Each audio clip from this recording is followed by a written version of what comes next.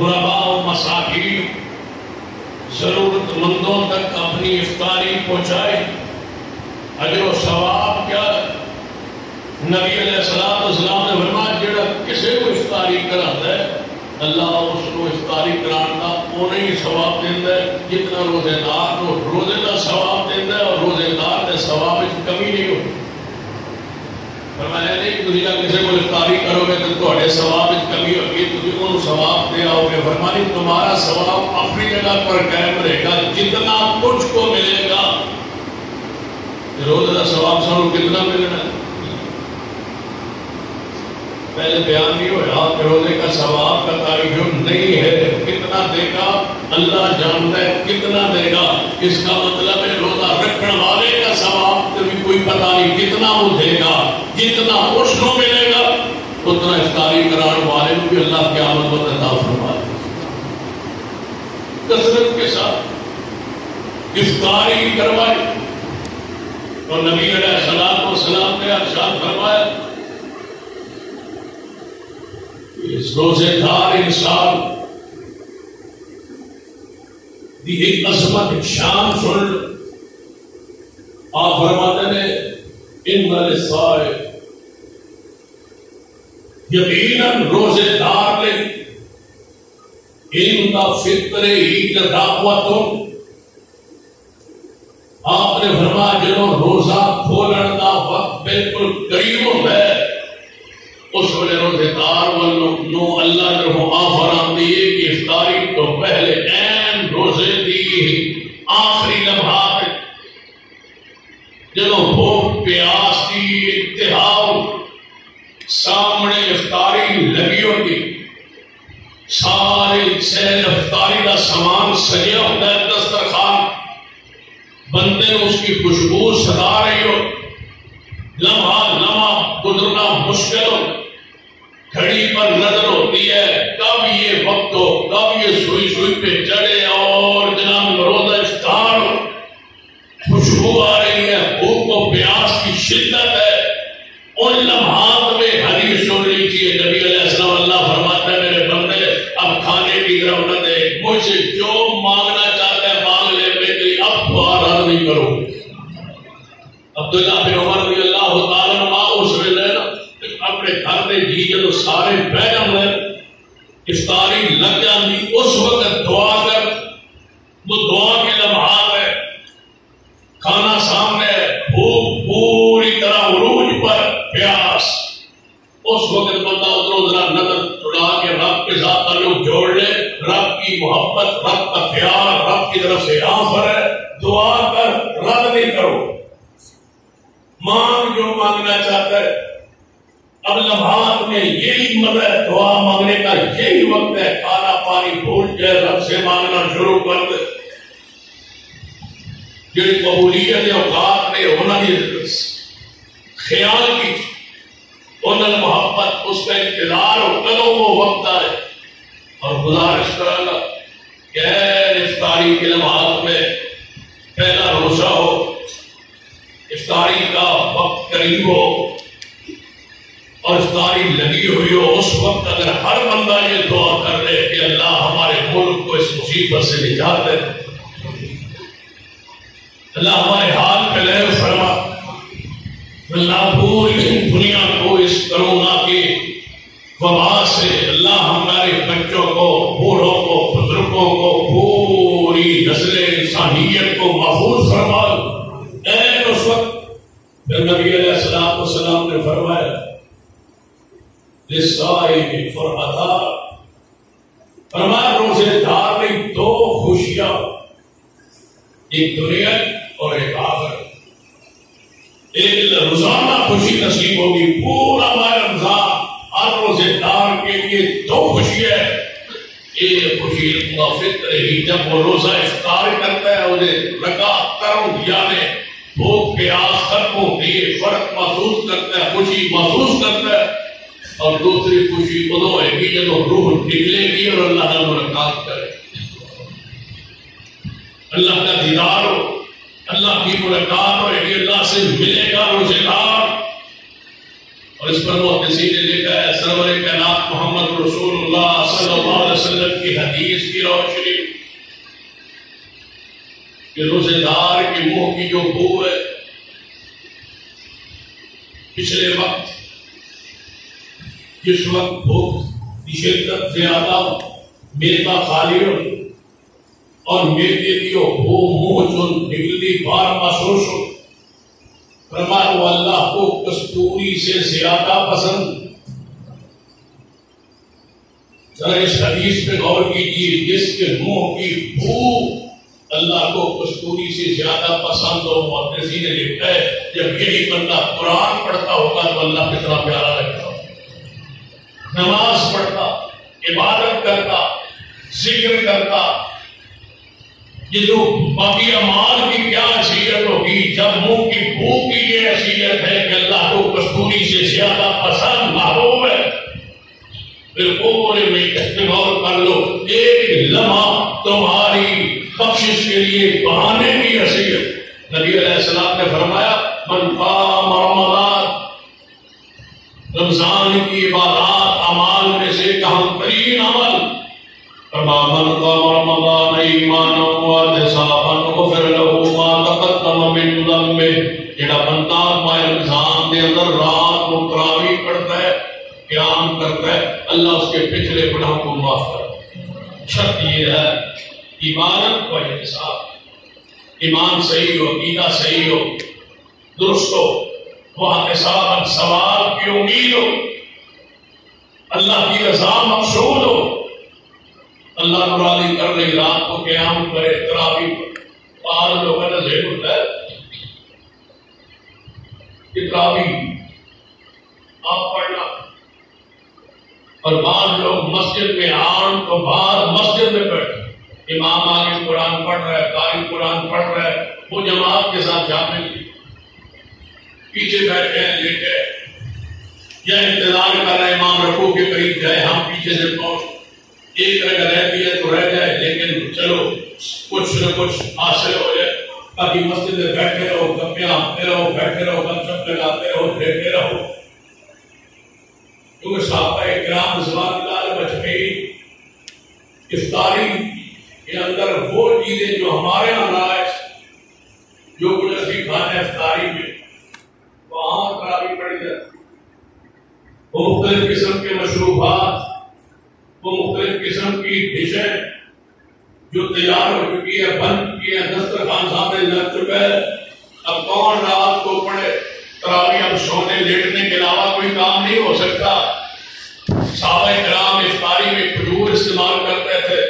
دودھ استعمال کرتے تھے، پانی استعمال کرتے تھے، اور وہ سادہ ہوتا تھا، یا ستو استعمال کرتے تھے، ستو بولتے تھے، وہ پیتے تھے۔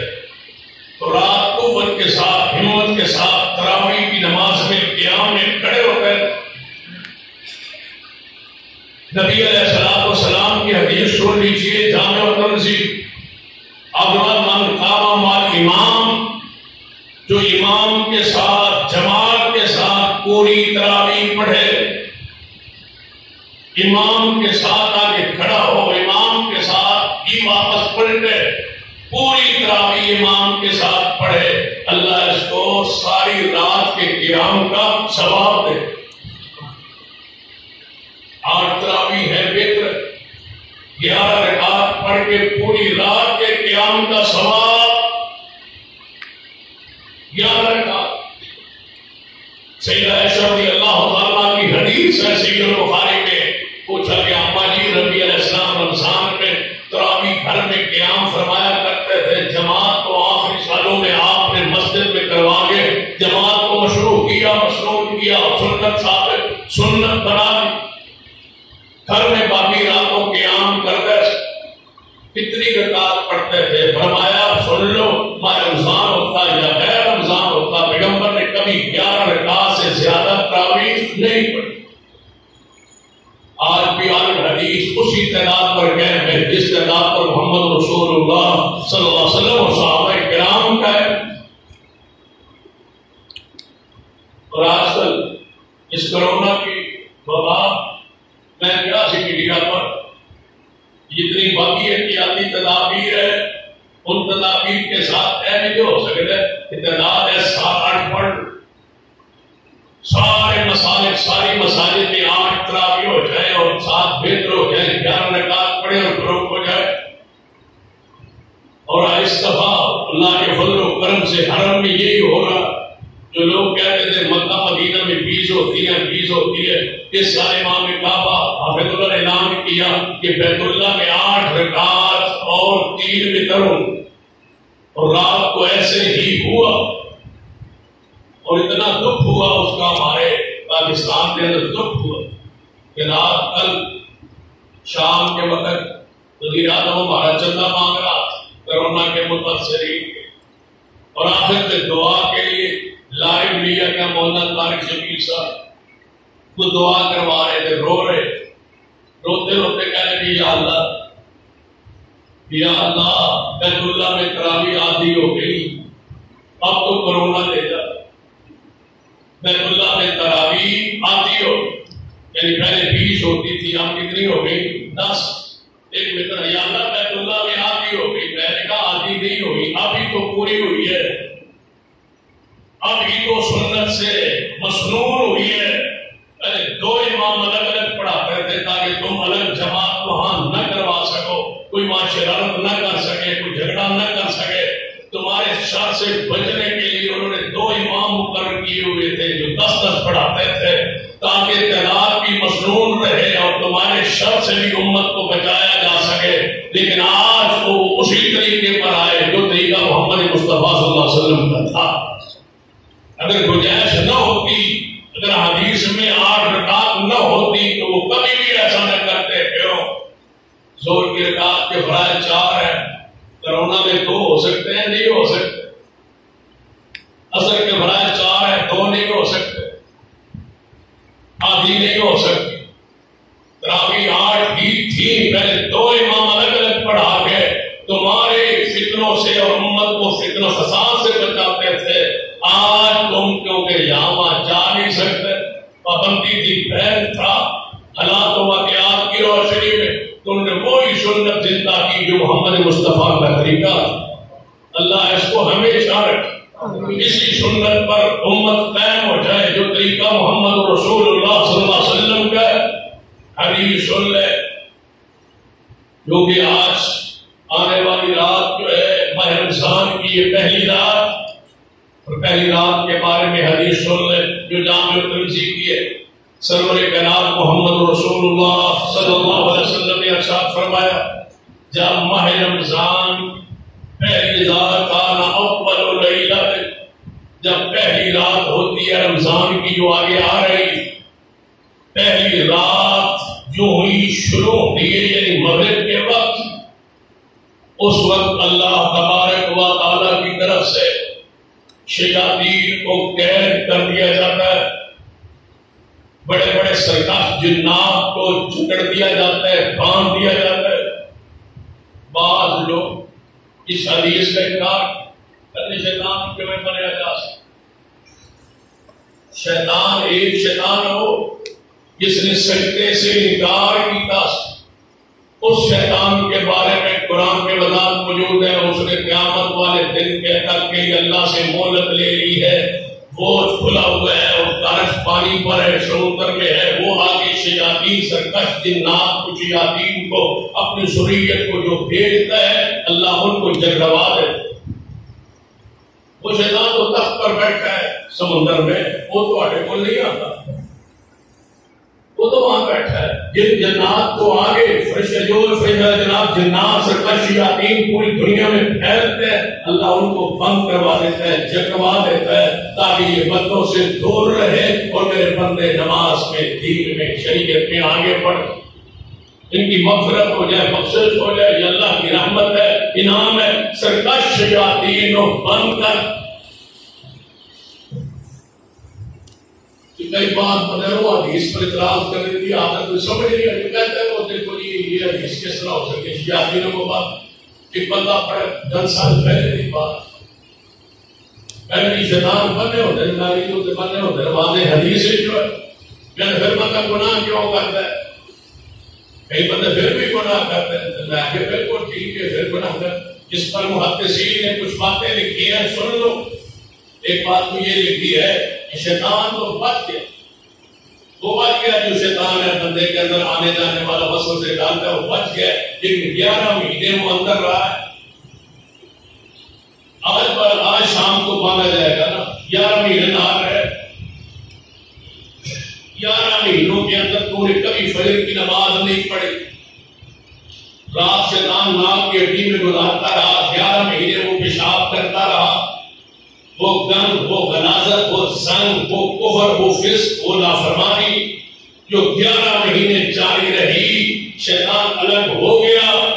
لیکن 1 مہینہ وہ اثرات 11 مہینوں کے ختم نہ ہو سکے اور وہ مسجد میں داخل نہ ہو سکا۔ چاند چڑھا، وہ آ گیا، کہنے لگا تو گیا نہیں، وہ اثرات ختم ہو، وہ گند اتنا چھوڑ گیا، وہ جراثیم اتنے چھوڑ گیا، وہ غلاظت اتنی چھوڑ گیا کہ پورا مہینہ گزر گیا، میرا دل ڈرائی، شیطان تو باندھ دیا گیا تھا۔ بھی سمجھ نہیں ہے، میں آسان سمجھایا جا سکتا ہے میری زبان تو کہ میں کیا پتہ نہیں شیطان کے بنے ہوئے، پھر میں کوئی نماز پڑھی، میں کوئی روزہ رکھا، میں کہ شیطان بنا بھی ہوئے، وہ آپ تو نماز نہیں نہ پڑھتا، بنیا بھی ہوئے اس آپ سے نماز نہیں پڑھنی، کہنے نہیں کہ میں تو بنے ہوئے آتے ایسے تو آ نہیں سکتی، تو تے بنے ہوا، پھر میں نماز کیوں نہیں پڑھی، میں کہ بنے ہوئے جیسے جی شیطان کے پتہ ہوا سی تو پھر میں نماز کیوں نہیں پڑھی، میں کہ تو مسجد آنا سی میں آیا نہیں، پھر کے پتہ ہوا سی میں کیوں نہیں آیا، میں کہ تو بنے ہوا سی بنے ہوا سی کب لیا تو ہی شیطان سے الذي يوسوس في صدور الناس من الجنة والناس، کچھ شیاطین جنوں میں ہوتے ہیں، کچھ انسانوں میں ہوتے ہیں، ان بندنا در بھی باندھ دیتا گیا، تو بڑا خوش بیٹھا وہ میں نماز کیوں نہیں پڑھی، رمضان جو گزر گیا ہے، شیطان بنے ہوئے ہیں، پھر میں کیوں نہیں پڑھی، اللہ جانے تو بھی نہ نہیں بندہ ہوا، تو انسانوں میں شیطان ہے، تجھے باندھ دیا گیا ہے، تو سرکش ہے، تو نافرمان ہے، تو اس لائق نہیں ہے کہ مسجد میں داخل ہو، تو دوسروں کو تاش پر، جگے پر، فاجی پر، بے حیائی پر، فلم پر، ڈرامے پر لگاتا تھا، اللہ نے تجھ کو بھی باندھ دیا ہے۔ سمجھ آئیے گردن سے یہ پہلے تائی سمجھ آئے، یہ ہے شہرت پر اترا انسان، جہنم کے سارے دروازے بند ہیں، کسی دروازے کو نہیں کھولا جاتا، جنت کے سارے دروازے آج شام کھل جائیں گے، ماہ رمضان پورے کا پورا ایک دروازہ بھی جنت کا بند نہیں ہوگا۔ اسی طرح ایمان رکھیں گے جس طرح محمد مصطفیٰ نے فرمایا، ضروری نہیں ہے بات تمہاری سمجھ میں عقل میں آئے، رسول نے فرما دیا ایمان ہے، یقین ہے، جنت کے دروازے کھل جائیں گے، اور پہلی رات جو ہی شام کا وقت ہوگا، آج فرشتہ آسمان پہ اعلان کرنے والا اعلان کرے گا، آج منادی ہوگی، اس اعلان سے پہلے میں آپ کو یہ اعلان سنا دوں، مغرب کے وقت یہ آج اعلان ہوگا، جس کی طرف سے اللہ کی طرف سے منادی آئے گی، اس پر کان رکھیے، کیا اعلان ہوگا شام کے وقت، یا باغی الخیر، اب اے نیکیوں میں آگے بڑھنے والے، نیکیوں کرنے والے، خیر والے بندے، اے نمازی بندے، روزے دار بندے، زکات دینے والے، صدقہ و خیرات دینے والے، اے اللہ کے فرما بردار، پیچھے نہ ہٹنا، آگے بڑھ، آج نیکیوں کا موسم شروع ہو گیا، آج بہار کا دن، رات، مہینہ آ گیا، آگے بڑھنا اور آگے بڑھ، فاستبقوا الخیرات، آگے بڑھ نیکیوں میں۔ اور دوسری آواز کی طرح کان رکھیے، یا باغی الشر اقصر، اے گناہگار، اے زانی و بدکار، اے 11 مہینے گناہ کرنے والے، یا باغی الشر، اے شریر انسان، اے شرارتی انسان، اے گناہگار انسان، اے باغی انسان، اے نافرمان، اے زناکار، بدکار، شرابی، جھوڑے میں 11 مہینے گزارنے والے، اللہ کی طرف سے تجھے اعلان کیا جاتا ہے، اکثر اب تو رک جا، شیطان باندھ دیے گئے، رک جا، اب تو باز جا، اب تو چھوڑ دے گناہ، اب تو نافرمانی چھوڑ دے۔ اور تیسرا اعلان ہوگا، آج ماہ رمضان کی پہلی رات سے لے کر آخری رات تک اللہ اپنے بندوں کو جہنم سے آزاد کرتا رہے گا، میں ہر رات وعدہ کرتا ہوں میں جہنم سے آزاد کرتا رہوں گا، شرط یہ ہے کہ تو معافی مانگتا رہے۔ میں اعلان کرتا ہوں آج پہلی رات سے لے کر چاند رات تک میں اپنے بندوں کو جہنم کی آگ سے آزاد کرتا ہوں۔ ان میں شمار اپنا کرا لے، جہنم کی آزاد ہونے والوں میں اپنا نام لکھوا لے۔ غور کیجیے، بعض لوگوں نے روایت مشہور کی ہوئی ہے ماہ رمضان کی 3 اشرے ہیں، پہلا مغفرت رحمت کا، دوسرا مغفرت کا، تیسرا جہنم کی آزادی کا۔ یہ حدیث رسول اللہ سے ثابت نہیں ہے۔ جو اس وقت میں حدیث پڑھ رہا ہوں یہ حدیث اس حدیث کا رد کر رہی ہے جو چھٹی روایت مشہور کی گئی ہے۔ یہ حدیث کیا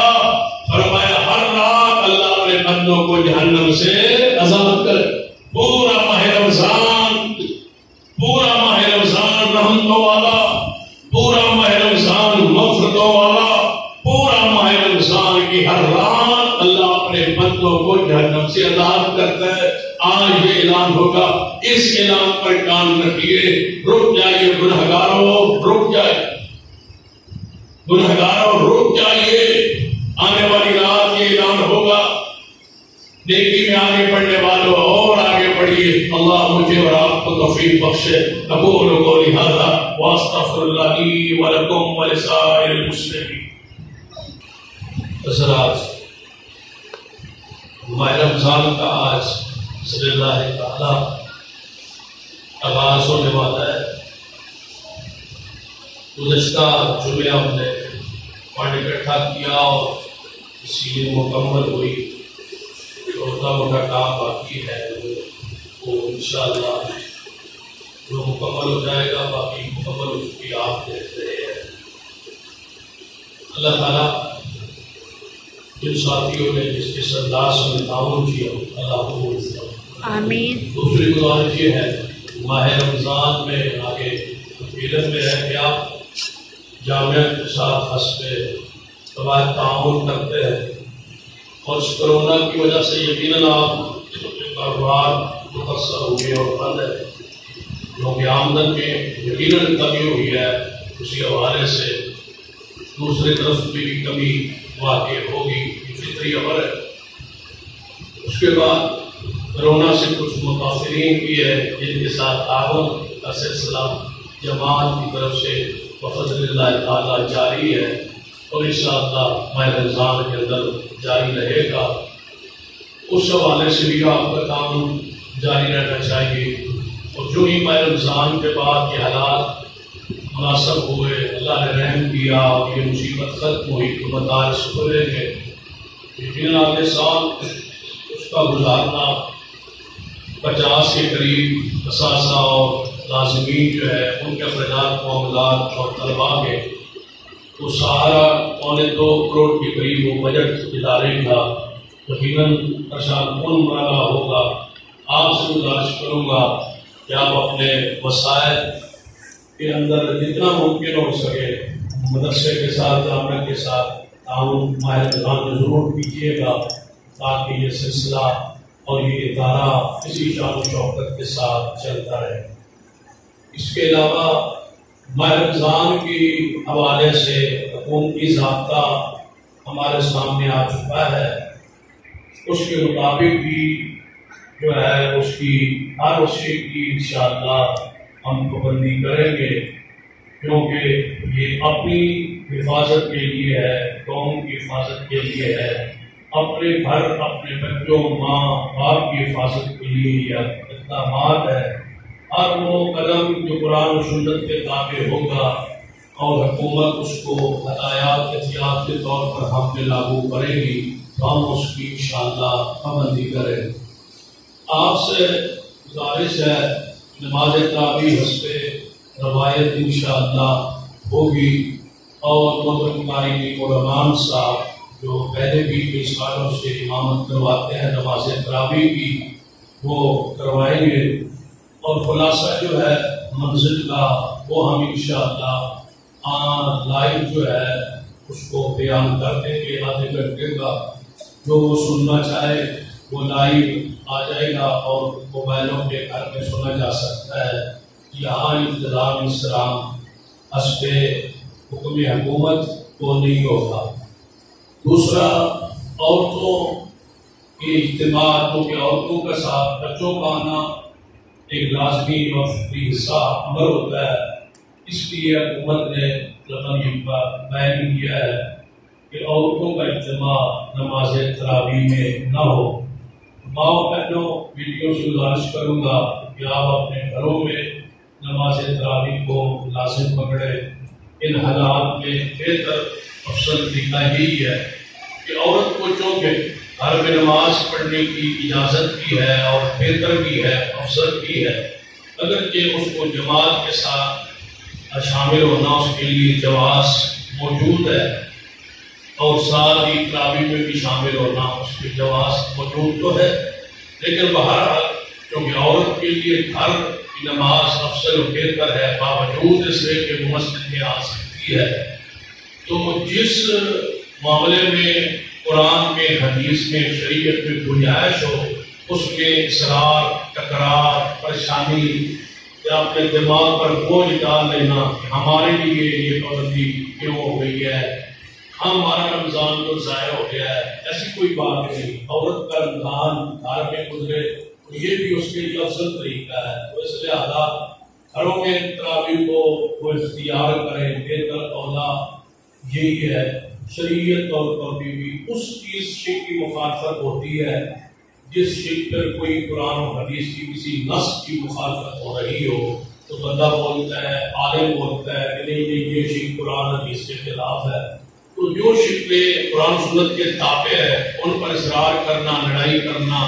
یہ فساد ہے۔ اس پر کوئی بھی ساتھی قدم نہ اٹھائے، ہر ممکن کوشش کرے کہ وہ ان احکامات احتیاطی تدابیر کی پابندی کرے۔ ماؤں بہنوں بیٹیوں سے گزارش ہے کہ وہ گھروں میں تراویح کو یقینی بنائیں، اور آپ سے گزارش ہے کہ امام کے ساتھ آ کے تراویح پڑھیں۔ احتیاطی جو تدابیر ہے جوان انشاءاللہ بعد جو ہے بیت وغیرہ لے کے کھڑے ہو گئے، جو احتیاطی تدابیر شریعت کے تابع ہے ان کو انشاءاللہ پوری جو ہے امانت دیانت سے اختیار کیا جائے گا، اور نماز تراویح کا اہتمام اس طرح ہوگا۔ آج سارے احباب تشریف لائیں۔ اس کے بعد اگر کوئی ساتھی چاہتا ہے، بڑھاپے میں ہے، بیماری میں ہے، نزلہ ہے، زکام ہے، چھینکیں یا اس کو کھانسی وغیرہ سے آتا ہے، انہی چیزوں سے یہ وائرس پھیلتا ہے، اس پر ڈاکٹروں کا، علماء کا، تمام تحقیقی اداروں کا اتفاق ہے، تو ایسے بندہ اس دن پرہیز کرے جس دن وہ بیماری میں ہو، نزلہ میں ہو، زکام میں ہو، تاکہ دوسروں کو اس سے کراہت، تکلیف محسوس نہ ہو۔ تو ایسے ساتھی اس دن پرہیز کر لیا کریں تراویح میں آنے سے، کیونکہ نماز تراویح نفلی عبادت ہے اور گھر کے اندر بھی ہو سکتی ہے، اور نبی علیہ السلام نے گھر کے اندر پڑھی بھی ہے، تو مسجد میں پڑھنا افضل ہے، اولا ہے امام کے ساتھ، لیکن گھر میں پڑھنے کا جواز بھی موجود ہے، احادیث صراحت اس کی موجود ہے، لہٰذا گھر میں بھی اختیار کیا جا سکتا ہے،